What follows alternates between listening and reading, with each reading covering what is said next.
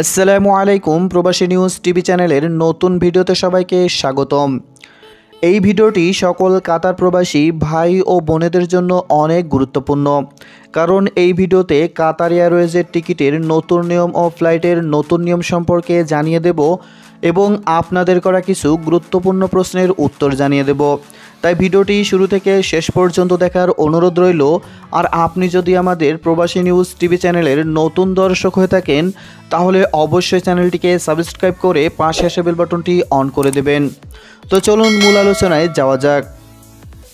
যাত্রীদের জন্য টিকিট বিক্রি ও আসন বাছাইয়ের ব্যাপারে আরও সহজ ও আধুনিক পদ্ধতি চালু করেছে কাতার এয়ারওয়েজ।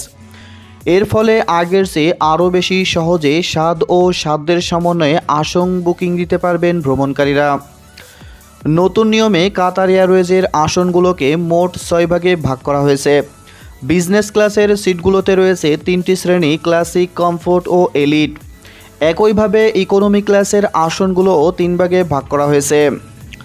নতুন নিয়ম অনুসারে ইকোনমি ক্লাসের টিকিট কেনার পর আসনের ক্যাটাগরি অনুসারে ক্রেতারা বাড়তি 5 কেজি লাগেজের সুবিধা পাবেন। একইভাবে যারা ইকোনমি, কমফোর্ট বা বিজনেস এলিট শ্রেণীর টিকিট কিনবেন তারা পছন্দমতো সিট বেছে নেওয়ার সুযোগ পাবেন।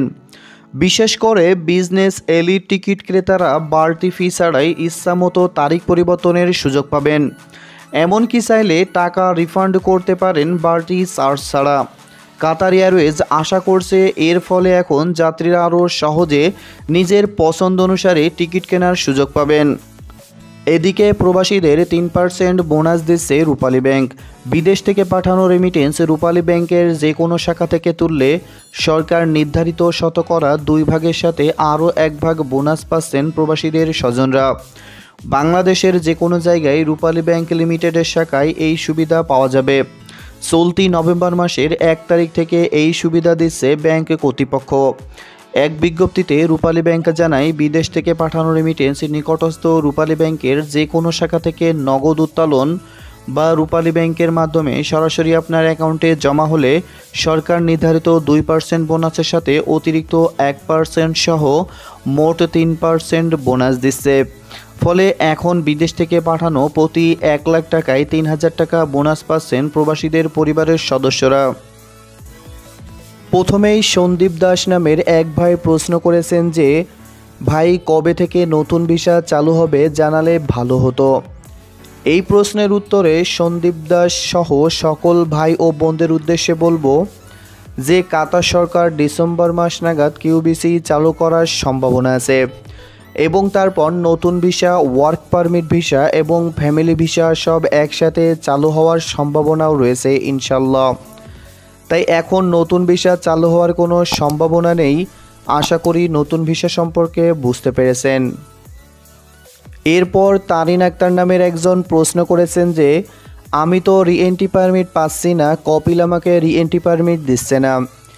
এই প্রশ্নের উত্তরে বলবো, রিএন্ট্রি পারমিট যদি আপনার কপিল বা কোম্পানি আপনার জন্য সরকারের কাছে আবেদন করে থাকে তাহলে অবশ্যই আপনি রিএন্ট্রি পারমিট পাবেন, কারণ সেই পারমিটের একমাত্র মালিক হলো আপনি। আপনার পারমিট অন্য কেউ ব্যবহার করতে পারবে না।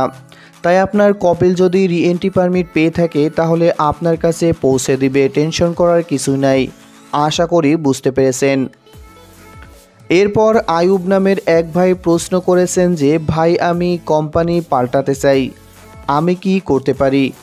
এই প্রশ্নের উত্তরে বলবো, ভাই আপনি বর্তমানে যে কোম্পানিতে আছেন সেই কোম্পানি থেকে এনওসি নিতে হবে। এরপর আপনি নতুন যে কোম্পানিতে যেতে চান সেই কোম্পানিতে অ্যাপ্লাই করতে হবে। অনেকেই বলতে পারেন যে, ভাই বর্তমানে তো কোম্পানি বা কপিল পরিবর্তন গেলে এনওসি পেপার নিতে হয় না। সেই ভাইদের বলবো, এখন এই আইনটি সব জায়গায় কার্যকর হয়নি। তাই আপনি যদি কোম্পানি পরিবর্তন করতে চান তাহলে আপনাকে অবশ্যই এনওসি পেপার নিতে হবে। তো আশা করি বিষয়টি বুঝতে পেরেছেন। এরপর মহিন উদ্দিন নামের এক ভাই প্রশ্ন করেছেন, ভাই আমার ভিসা আসছে করোনা ভাইরাসের আগে এবং ভাইরাসের কারণে আমি যেতে পারি নাই। আমার সব কিছু কমপ্লিট হয়ে গিয়েছিল, শুধু টিকিট বাকি ছিল। এমন সময় ফ্লাইট বন্ধ করে দিছে এবং আমার ভিসায় লেখা আছে ভ্যালিড টু ইউজ। আমি কি কাতারে যেতে পারবো এবং কখন যেতে পারবো এবং যাদের ভিসা করোনা ভাইরাসের আগে আসছে, ভাইরাসের কারণে যেতে পারে নাই, কাতার সরকার তাদের জন্য কী সিদ্ধান্ত নিয়েছে। এই প্রশ্নের উত্তরে মহিউদ্দিন নামের ভাইকে বলবো যে ভাই, আপনি খুব গুরুত্বপূর্ণ একটি প্রশ্ন করেছেন। এই প্রশ্নের উত্তর বলবো যে ভাই, আপনার সব কিছুই ঠিকঠাক আছে, শুধু আপনার ভিসার মেয়াদ উত্তীর্ণ হয়ে গেছে। যখন কাতার সরকার বাংলাদেশ থেকে কর্মী নেওয়া শুরু করবে, তখন আপনি টিকিট কেটে কাতারে যেতে পারবেন। তারপর আপনি যে কোম্পানি বা কপিলের আন্ডারে যাবেন, তাদের কাছ থেকে ভিসার মেয়াদ বাড়িয়ে নিলেই হবে, কোনো সমস্যা হবে না। আশা করি বুঝতে পেরেছেন। তো বন্ধুরা, এই ছিল এখনকার মতো আপডেট নিউজটি যদি ভালো লাগে তাহলে অবশ্যই একটি লাইক করে দেবেন। আর আপনি যদি আমাদের চ্যানেলের নতুন দর্শক হয়ে থাকেন তাহলে অবশ্যই চ্যানেলটিকে সাবস্ক্রাইব করে পাশে আসা বেল বাটনটি অন করে দেবেন। তো পরবর্তী কোনো কাতারের আপডেট নিউজ নিয়ে হাজির হব। সেই পর্যন্ত সবাই সুস্থ ও ভালো থাকুন। ধন্যবাদ।